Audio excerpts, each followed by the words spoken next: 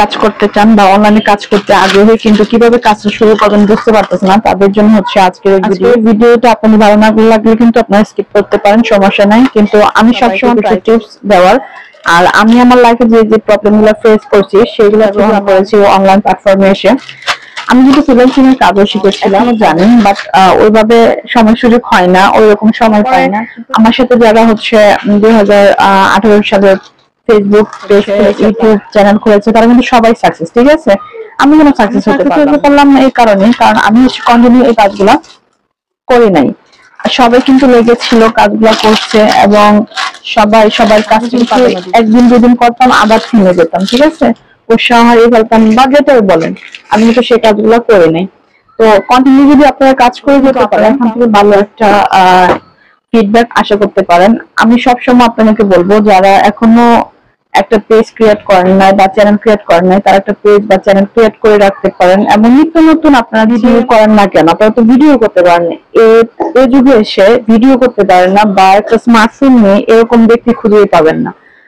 তো আমি আপনাদেরকে বলবো, সমস্যা না, একটা ভিডিও, যে কোনো ভিডিও করে আপনারা আপনাদের ফেসবুক পেজে ছাড়তে পারেন বা ইউটিউব চ্যানেল সাথে পারেন। এবার আপনারা যদি কন্টিনিউ কাজ করেন, যে কোনো ভিডিও নিয়ে কাজ করেন না, কন্টিনিউ যদি আপনারা লেগে থাকতে পারেন, তাহলে এখান থেকে ভালো একটা ফিডব্যাক আপনারা পাবেন।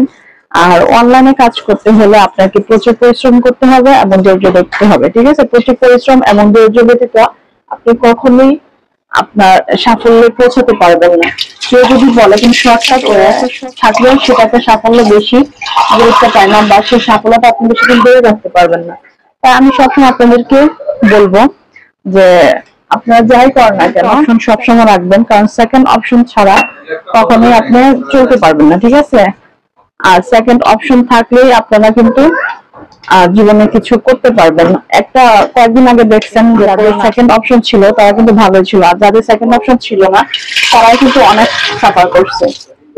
তো আমি সবসময় চাই যে আপনারা যারা অনলাইনে কাজ করতে চান, অনলাইনে দেখবেন অনেকের ভিডিওতে আপনারা লাইভ প্রোগ্রামে জয়েন হবেন, যারা সাকসেস হয়েছে তাদের লাইভ প্রোগ্রামে জয়েন হলে যদি আপনি যে কোনো কোয়েশ্চেন করেন না কেন, কিন্তু আপনারা একটা ভালো অ্যান্সার পাবেন। এখান থেকে কিন্তু অল্প অল্প করে আপনারা শিখতে পারবেন, আর শেখার তো কোনো বয়স নেই, ঠিক না। আর আরেকটা কাজ হচ্ছে যে আপনারা মেক করেন, এক সময় দেখবেন আপনারা ভিডিও মেক করে নিজেরাই প্রো লেভেলে চলে গেছেন এবং আপনারা খুব ভালো ভিডিও এডিট করতেছেন। অনেকেই বলে যে আমি তো ভিডিও এডিট পারি না। ভিডিও এডিট করা লাগবে না, আপনি জাস্ট মোবাইল দিয়ে ভিডিও করবেন, সেটা ছেড়ে দিতে পারেন, ঠিক আছে। এত সুন্দর ভিডিও করা লাগবে না, তবে মোবাইলটা অবশ্যই একটু আপনার ক্যামেরাটা যেন ভালো থাকে। ক্যামেরার যদি ঝাপসা থাকে তাহলে সেই ভিডিও দেখে কিন্তু মানুষ আপনাকে লাইক এবং কমেন্ট করবে না বা আপনার পেজে আসবে না দেখার জন্য।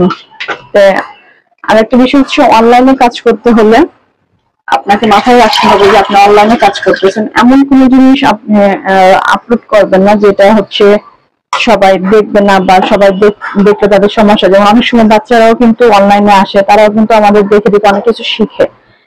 তো সবসময় ট্রাই করবেন ভালো কন্টেন্ট ক্রিয়েট করার।